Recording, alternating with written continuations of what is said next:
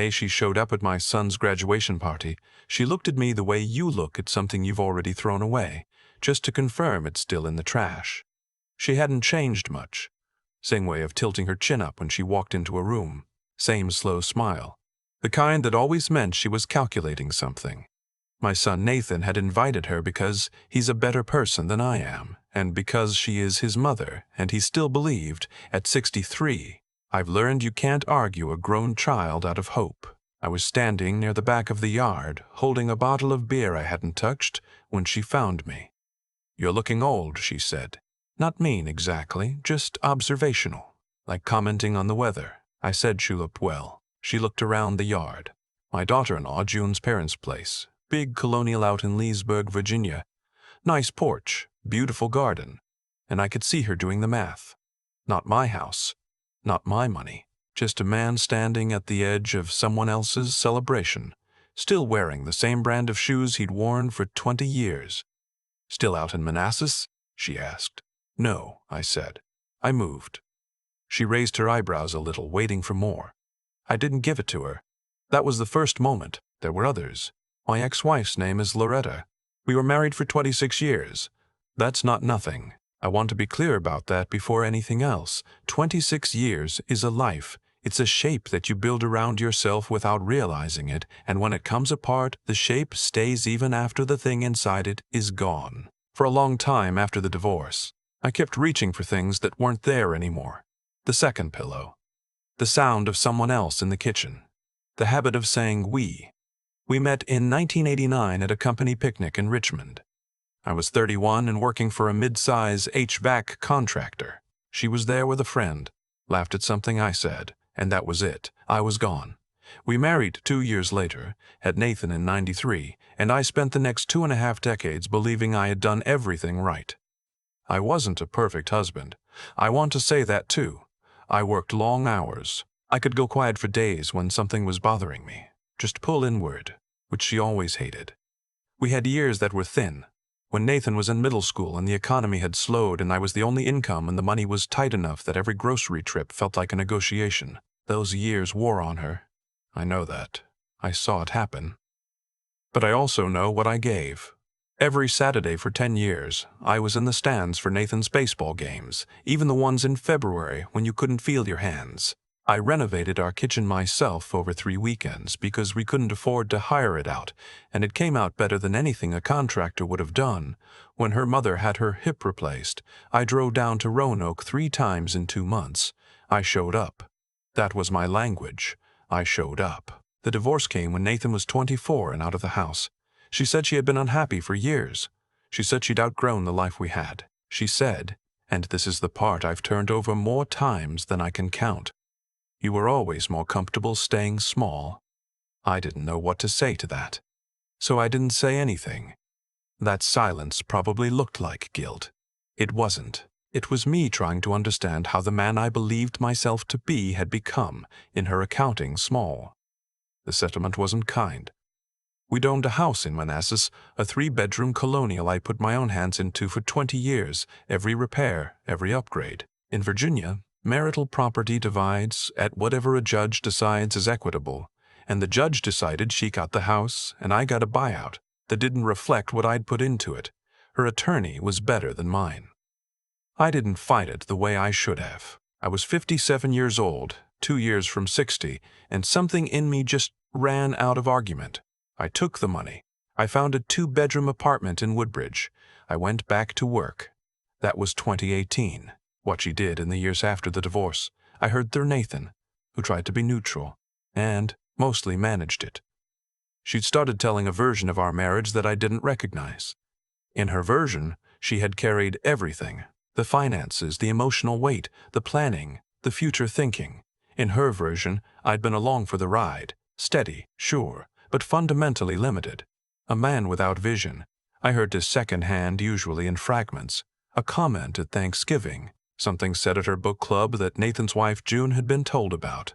Small, steady drips. The first time it reached me directly was about a year after the papers were signed. Nathan called me on a Tuesday evening. He always called on Tuesdays. Don't ask me why. It became a thing. And after we'd talked about baseball for a while, he went quiet for a second and said, "Dad, I need to tell you something Mom said." He told me. I listened. She told people that the reason we were financially behind for so many years was because I'd made bad decisions, that I'd refused to invest, refused to take risks, refused to look beyond the next paycheck, that she had wanted more and I had pulled her back, that she had stayed because of Nathan, and now that Nathan was grown, she was finally free to become whoever she was supposed to be. I asked Nathan if he believed that. He said, "Dad, I was there. That was enough for me." But the story was out. Some of it had gotten to people we'd known together. The couple from down the block. The guys I used to see at the 4th of July cookouts. Her sister, who'd never liked me anyway. I wasn't there to correct any of it. And I had learned, 57 years into life, that the first story usually wins. So I let it sit. I went to work. I came home to my apartment in Woodbridge. I ate dinner by myself and watched whatever game was on and tried to remember who I was without anyone else's version of me in the room. The apartment was temporary. I'd known that from the beginning, but after the settlement, I wasn't sure what came next. The buyout money was enough to do something with, if I was careful. Not a lot, maybe enough for a down payment somewhere modest. But I was 57 and starting over, and everything felt like it was happening to a slightly younger man who I used to be. My brother Owen had retired early and moved down to the Shenandoah Valley years before. He called me about 2 months after I moved into the apartment. "When are you coming out here?" he said. It wasn't a question. "I'm not moving to the valley," I said. "I didn't say move. I said come out. There's something I want to show you." He showed me a piece of land, 11 acres outside a small town called Woodstock, backed up against a hillside, with a creek running along the southern edge, and a view of the mountains that did something to my chest the first time I saw it. There was a farmhouse on it, built in 1948, that had been empty for 3 years, and needed more work than most people would be willing to give it. Owen said, "The owner's asking $280. With your settlement money, you could do it." I walked through the farmhouse. The floors were oak, original, under 40 years of grime. The walls had been drywalled over at some point in the 80s, but you could see the bones of the old plaster underneath. The kitchen was a disaster. The back porch had partially collapsed. The roof needed replacing within 2 years. It was exactly the kind of thing I understood. I made an offer the following week. We settled at $265. I want to explain something about the years that followed, because I don't want to make it sound effortless. It wasn't. I was 57 years old, doing physical work that a 30-year-old would have felt in the morning. I did feel it in the morning. I felt it at 2 in the afternoon and again at dinner. And some nights I lay in a sleeping bag on the floor of the old farmhouse, because I was too tired to drive the 40 minutes back to a motel, and I just stared at the ceiling and thought, what exactly am I doing? I had a contractor come in for the roof and the porch. Those I couldn't do alone. Everything else I did myself, or with Owen, or with a retired plumber named Howard who lived 3 miles down the road and had more knowledge in his hands than most people accumulate in a lifetime. Howard would come over on Saturdays, and we'd work until the light gave out, and then sit on what was left of the back steps and drink coffee and not say much. It was the best kind of company. The floors came up beautiful. I spent 3 weeks on them, renting a drum sander, going through the oak in stages, staining it a warm medium tone that let the grain come through. The kitchen I redesigned from scratch, kept it simple. White cabinets, open shelving on one wall, a farmhouse sink that I found at a salvage yard in Harrisonburg for $80. The property had an old equipment shed out back that I converted into a proper workshop. I'd always worked with wood, furniture mostly, as a way of thinking, the same way some men run or golf. In the apartment, I hadn't been able to do it. Out here, I had space and quiet and time. I started making things again. A dining table, chairs, a blanket chest for Nathan and June's spare bedroom. I sold a few pieces to a furniture shop in Staunton that sold locally made goods, and then a few more, and then they asked if I could do a small, consistent supply, and I said I could. It wasn't a business exactly. It was a thing I did in the mornings before the day started and sometimes in the evenings after, but it was mine. By 2022, the house was finished. I planted a kitchen garden along the south wall.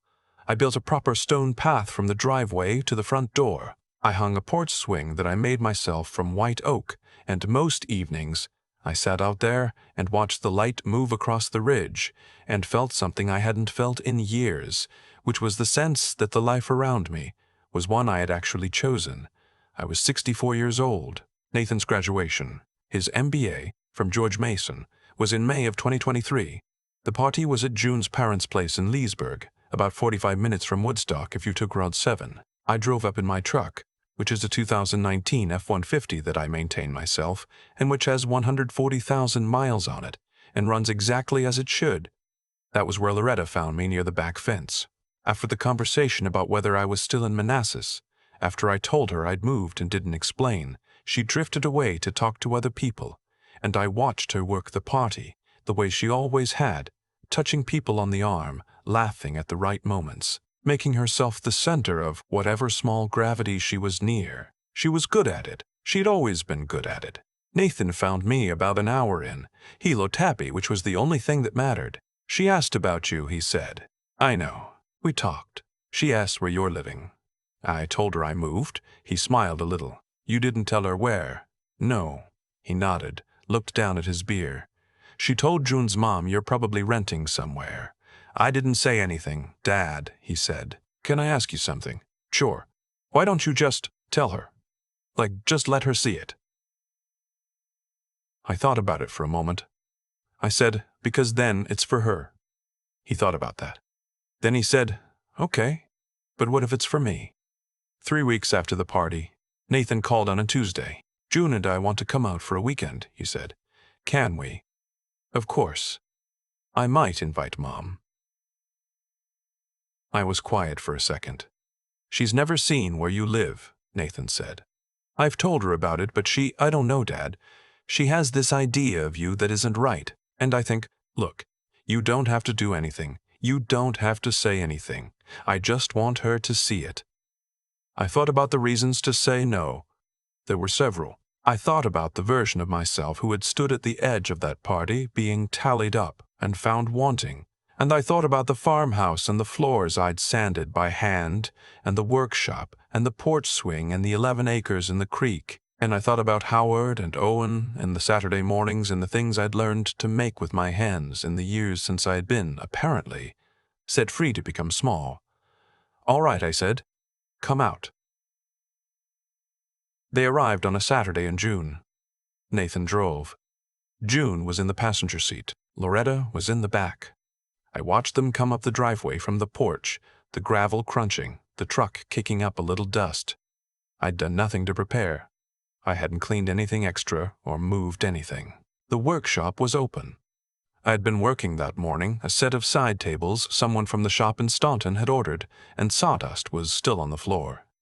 The garden was overgrown in the good way, sprawling toward the fence, tomatoes coming in, squash running along the ground. Nathan got out first, walked up the path, shook my hand, and then hugged me. June hugged me too, said something about the porch swing, ran her hand along the armrest. Loretta got out of the car slowly. She stood in the driveway for a moment, looking at the house, looking at the garden, looking at the property running back toward the tree line, the mountains behind it. She walked up the path. I stepped aside, and she came up onto the porch, and she stood there, and I didn't say anything, and Nathan and June were doing something near the garden, giving us space without making a show of it. She looked at the porch swing. She looked at the front door, which I'd replaced with a solid reclaimed wood door I'd made myself, fitted with old hardware I found at an estate sale in Luray. You made that, she said. It wasn't a question. Yes. She put her hand on it, ran her thumb along the edge. We went inside. I gave the kind of tour that is really just walking through a house at a normal pace. She didn't say much. She ran her hand along the kitchen counter, butcher block, edge grain maple. I'd made it from a piece of lumber I'd had drying in the shed for 2 years. She looked out the window over the sink at the garden. She stood in the living room and looked at the floors. These are original, refinished. I did them myself. She looked at me. There was something moving across her face that I didn't try to name. We went out back. She stood in the door of the workshop and looked at the tools, the lumber stacked along the wall, the half-finished tables on the bench. She looked at the photographs I'd pinned up, pieces I'd finished, The chest I made for Nathan and June. A rocker I'd done for Owen that he uses on his own porch every evening. She said, quietly, I didn't know you were doing all this. I said, I know. She turned to look at me. How long have you been here? Since 2019. She did the math. 4 years. Nearly the entire length of the divorce. I thought, she started. She didn't finish the sentence. I didn't finish it for her. We ate lunch on the back porch, the 4 of us. June talked about work. Nathan talked about the new project his firm had taken on. I talked to Loretta about the town, the valley, the neighbors, neutral ground. She was quieter than usual. She kept looking out at the property. After lunch, Nathan and June walked down to the creek. Loretta and I sat on the porch with coffee. I said some things, she said, not looking at me. Looking at the tree line. I know, I said. 2 people. I know. She was quiet for a moment. I think I needed to believe a story where leaving made sense, where I was the one who... She stopped. I didn't push. I've never been good at pushing, and I've stopped feeling bad about that. I'm sorry, she said, for what it's worth. I looked out at the ridge. The light was doing the thing it does in the valley on summer afternoons, going gold and sideways through the trees. It's worth something, I said. Nathan called that Tuesday. How are you doing? He asked. Good, I said. How are you doing? He said. Good, I said. How's your mother? Quiet, he said. Which for her is, he paused. It's a lot. I laughed a little. She told June that she kept thinking about the door, he said. The front door you made. She said she kept trying to figure out when you learned to do that. I didn't say anything. Dad, Nathan said, I think she thought you needed her. Really believed it. And I think seeing all of that. He trailed off. She didn't make me what I am, I said. And she didn't take it when she left. That's all. He was quiet. Is that enough? He asked. I looked out the window. The porch swing was moving a little in the breeze, the way it does when nothing is wrong, and the evening is coming in slow over the ridge, and the day has been exactly what it was supposed to be. Yeah, I said. That's enough. I keep thinking about the way Loretta ran her thumb along the edge of that front door. Not the whole door, just the edge, the place where the wood was fitted and smooth. She wasn't looking at the house anymore when she did it. She was looking inward, the way people do when something they believed for a long time turns out to be wrong. I didn't build that door to prove anything to her. I want to be honest about that. I built it because I had the wood and the time and the knowledge, and because a door should fit its frame exactly and most of the ones sold in stores don't. That's all it was. But it became something else the moment she touched it, and I had to decide whether I was going to let that moment be about her or let it be what it actually was, proof of something that had always been true about me, whether she was watching or not. That's what nobody tells you about the years after something falls apart. You think the work you do is about recovery, about proving the other person wrong, but if you're doing it right, somewhere along the way, it stops being about them entirely. It becomes about the person you were always trying to become, the one that got crowded out by someone else's story about who you were. I spent 26 years being someone's husband. I was good at it mostly. I showed up, I worked, I built things with my hands and my time, and I still ended up carrying a version of myself, her version, that I hadn't chosen and couldn't fully argue against, because the first story always has the advantage. I've learned that. The first story gets in before you know you need to defend yourself. What I know now, at 65, is that the only real answer to a false story is a true life. Not an argument. Not a courtroom. Not a confrontation at a party. Just the thing itself. The floors, the garden, the workshop, the 11 acres, the porch swing moving in the evening breeze. You have to build a life and then live in it long enough that it becomes undeniable, first to yourself and then, if it matters, to anyone else. That takes a kind of honesty I didn't fully have at 57. I had to learn to look at what I was actually capable of instead of what I'd been told I was worth. That's harder than it sounds. Most of us spend more time managing other people's perceptions of us than we do developing the real thing underneath. I know I did. It took losing everything comfortable to find out what was actually there. It also takes a stubbornness that has nothing to do with pride. There were nights in that farmhouse when I was tired down to my bones, and nothing was finished, and the roof wasn't paid for yet, and I couldn't see the end of it. The only thing that kept me going wasn't optimism. It was the simple refusal to stop. Owen used to say, still says, that the difference between the men who make it and the men who don't is almost never talent. It's who is willing to stay in the room when the room is uncomfortable. I stayed in the room, and when Loretta sat on my back porch and said she was sorry, I didn't feel triumph. I felt something quieter, something that had been waiting a long time to settle. She had believed a story that made leaving make sense, and that story had shaped how people saw me for years. And now she was sitting across from the evidence that the story wasn't true. She didn't make me what I am. She didn't take it when she left, and that, in the end, is the only thing that matters. Not the apology, not the silence on the other side of it.